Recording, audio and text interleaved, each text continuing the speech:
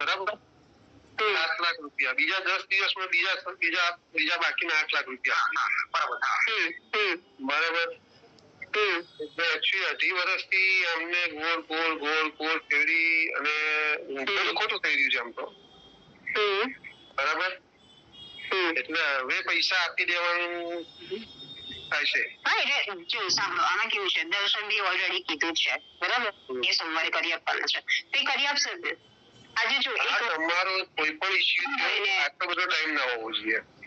હું એ જ કહું છું કે આજે કોઈ પણ વસ્તુ હોય ને તો એ કોઈ વાત જ ના કરે કે ભાઈ મારે પાછા આપવા છે શું નહીં.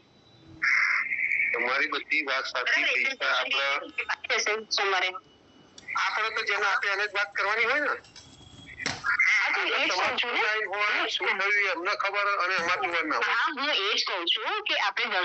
ટ્રાન્સફર કર્યા હતા પૈસા બરોબર તો ત્યારે ઓલરેડી આપણે વાત થઈ હતી કે દર્શનભાઈ ફાઇલ કરવાનું છે બરાબર ઓનલાઈન ટ્રાન્સફર હા બરાબર. પણ મેડમ અમે પહેલા તમને જોઈને પૈસા આપ્યા હતા ને કહેવાનો મતલબ એ તમે મારી વાત ના કરશો હું તમારા કાકા સાથે જ વાત કરીશ આજે. હું શું કરવા વાત ના કરું હું તમારા કાકા સાથે શાંતિથી જ વાત કરવા માંગુ છું મારે એમની સાથે જ વાત કરવી છે. હું એ જ કહું છું તમારા સંપર્કમાં આવ્યા પછી સાગરભાઈ એમને દર્શન ઓળખતા હતા બરાબર. એટલે આમાં એક વસ્તુ કેવી હોય જો કે આજે આપણે ફાઇલ કરતા હોય ને તો એ તમને પણ ખબર છે કે ઇન્ટરનલી એક જણા હેન્ડલ ક્યારેય ના કરતા હોય એ તમને પણ ખબર હશે રાઈટ. એટલે મેં દર્શનભાઈને ફાઇલ આપી કે દર્શનભાઈ એમની ફાઇલ કરવાના હતા રાઈટ પણ વચ્ચે એવા કોઈ ઇશ્યુ આવ્યા તો એમનાથી ફાઇલ થઈ નહીં.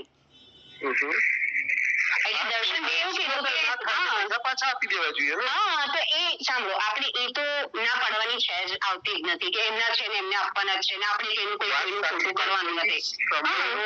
સમયની લિમિટ હોવી જોઈએ ને. હા એ પણ તમારી સાચી વાત છે કે આટલો ટાઈમ થઈ ગયો હવે મારી દર્શનભાઈને એ જ છે ભલે હું આજે સાગરભાઈ જોડે વાત ના કરતી કોઈ જો વાત ના કરતી હોઉં પણ મારે દર્શનભાઈ જોડે એક જ વાત કહેવાની હોય કે તમે એમના પહેલા પૈસા કરી દો.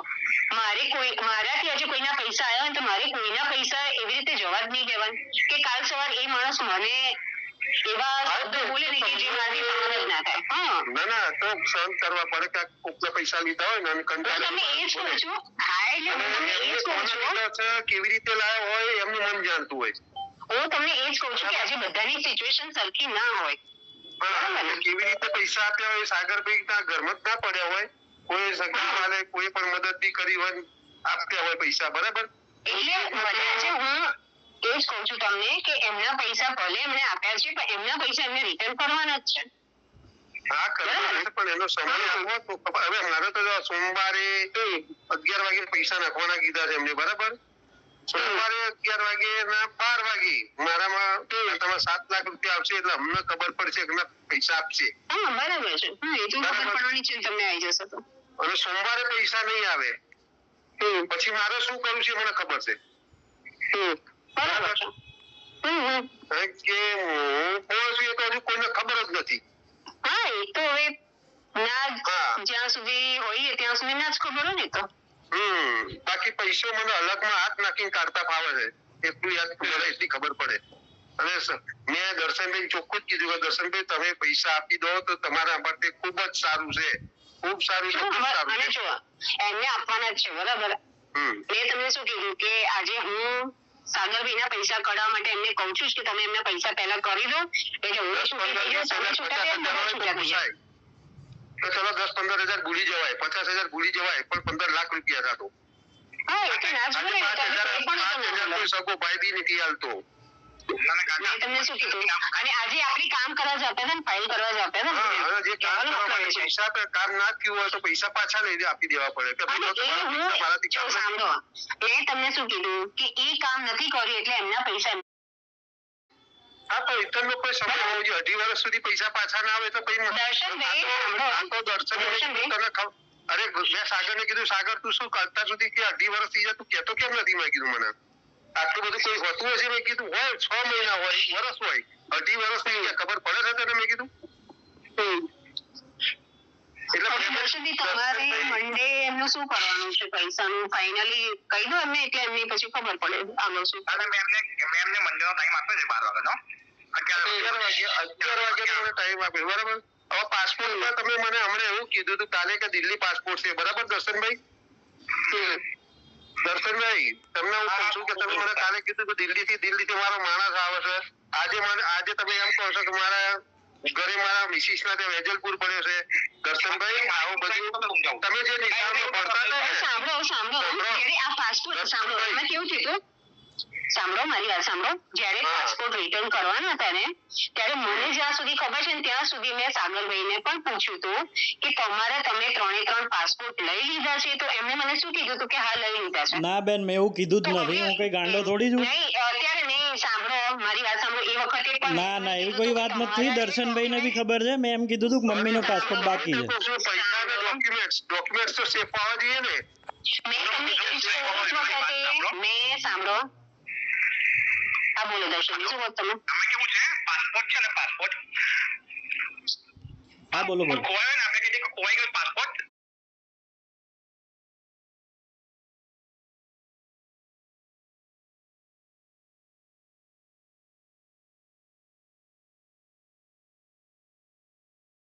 મારા મિત્રના જોડે મોકલાવું છું.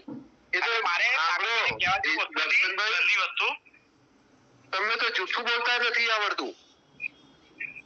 બોલો તમે કાલે દિલ્હી કહેતા ના જો ભાઈ જૂઠું તદ્દન ગોળ પીવડી રહ્યા છો. કાલે મને દિલ્હી થી અપાવવાના હતા. આજે તમે સાગર એમ કહો છો કે વેજલપુર મારા મિસિસ ના ત્યાં પડ્યું છે. એટલે સાગરભાઈ સામેવાળા દર્શનભાઈ સામેવાળા વ્યક્તિને બધાને ખબર પડી જાય કે તમે ઉલ્લુ બનાવો છો. આ બેન છે મારાથી કોઈ શબ્દ બોલાતા નથી. બીજું કશું નહીં. તમે જે નિશાળમાં ભણતા હતા તે અમે હેડ માસ્ટર રહી ચૂક્યા છીએ. સાંભળો એટલે તમે છે ને હવે મહેરબાની કરીને પાસપોર્ટ અને પૈસાનું કરાવો. પૈસા તો તમારા સોમવાર મળી જવાના છે બરાબર પણ પાસપોર્ટ નું કરાવો મને. પણ એમની આજે હું તમને એક વાત પૂછું છું કે આજે આપણે 2 પાસપોર્ટ લીધા બરાબર તો ખબર હતી કે ઓલરેડી 3 પાસપોર્ટ આપ્યા છે. તો હું એવું નથી કહેતી કે દર્શનભાઈ એ વખતે આપણે આમણે એ વખતે માંગ્યો નહીં. ચલો એ બંને વચ્ચે જેવો વાત થઈ એ વખતે કે ભાઈ પાસપોર્ટ એક જણનો બાકી છે તો આપણે પૂછવાનું આવે છે ને આપણામાં કે ભાઈ આ પાસપોર્ટ કેમ નથી મારા મમ્મીનો કે XYZ બેનનો કે કોઈ મેડમ મેં ઓલરેડી કીધું હતું દર્શનભાઈ કે એ પાસપોર્ટ હું પૈસા લઈને આવું એટલે આપી જઈશ. પછી દર્શનભાઈએ ચેકે જમા કરાવ્યો. બંને ચેક બાઉન્સ થયા. એના પછી પાછું મેં દર્શનભાઈને માગ્યો. દર્શનભાઈ કે એ બરોબર પડ્યો છે હું તમને આપી દઉં.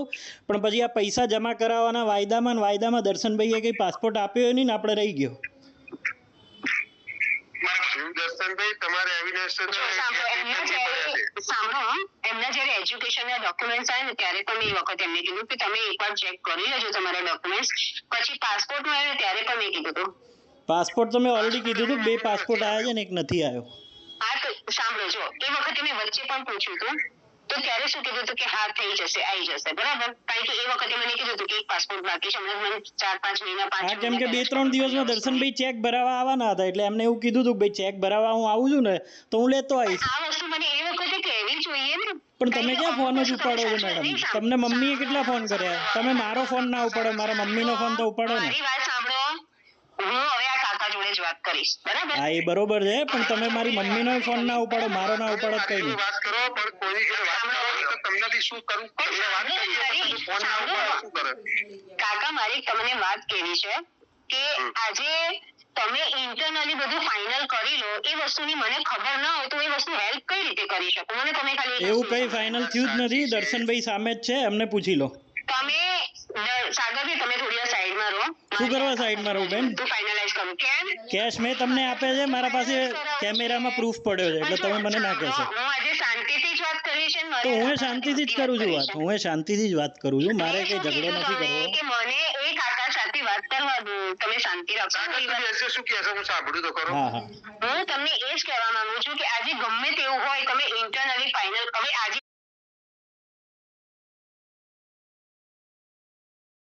કે તમે જીટી ની એક્ઝામ એમને અપાવડાવશો. તમે એવું કીધું હતું કે હિનાબેન ને વાત ના કરતા કીધું હતું તમે કીધું હતું તમે એના 15 દિવસ પછી તમે એમને એક્ઝામ આપવાનું કીધું બધું કીધું બરાબર. તો તમે પછી ઇન્ટરનલી નક્કી કરી લીધું. તમે જ્યારે એમને એક્ઝામની ડેટ ના લઈ દીધી ત્યારે સાગરભાઈએ મને આ વસ્તુ કીધી. એક્ઝામની ડેટ લેવાની વાત હતી જ નહીં. એક્ઝામ તમે આટલું બધું ખોટું ના બોલશો.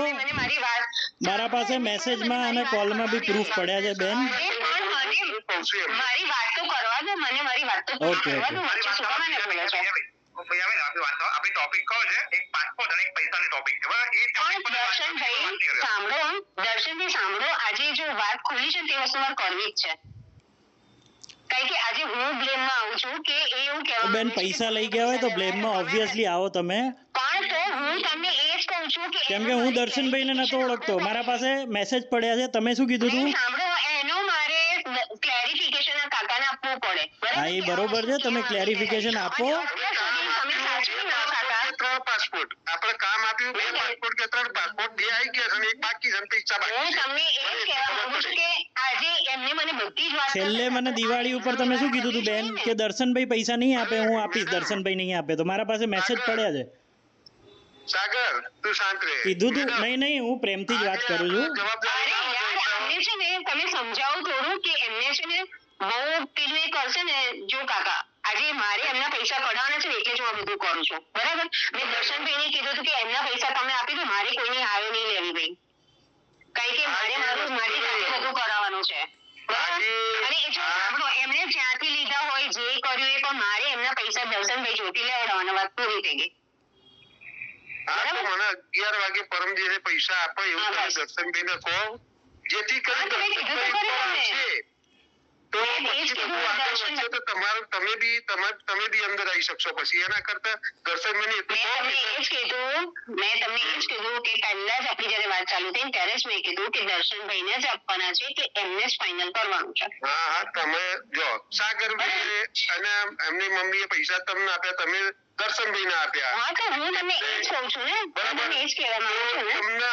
તમને જોડે રાખીને પૈસા લઈ લઈએ એ જ હા, અમારું તો છે. સર સાંભળો કાકા, હું જોડે જ છું. મેં ક્યારે એવું નથી કીધું, ભલે હું એમની જોડે વાત ન કરતી હોય, પણ દર્શનજી, મેં તમને આજે મારી ઓફિસમાં મારો ફોન ચાલુ નહીં રહેતો તો મેં તમને મેસેજ કર્યો છે કે નહીં કે તમે એમના પૈસાનું પહેલા કરી દો એમ ના, વાત નહીં જરૂર. કીધું છે કે નહીં દર્શનભાઈ?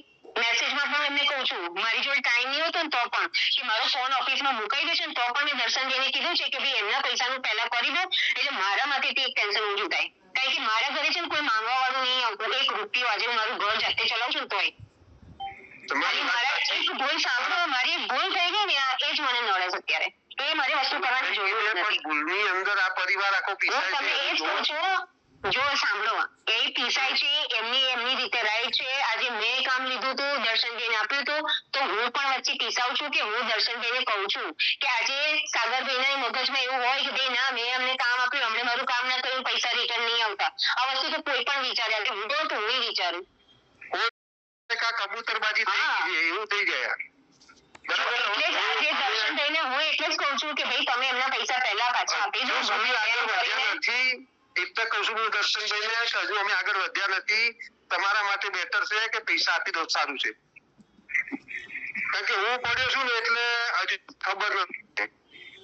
સાગર અને એની મમ્મી દર્શનભાઈ તમે એમના સોમવારે કરી દો 7 લાખ, બરાબર? એટલે મારે આ બધું વહેલું બરાબર. પતે કામ તમારું બધાય. અને એમનો પાસપોર્ટ એમને renew કરી દો એમના તમે મમ્મીનો. આવું કેમ કર્યું?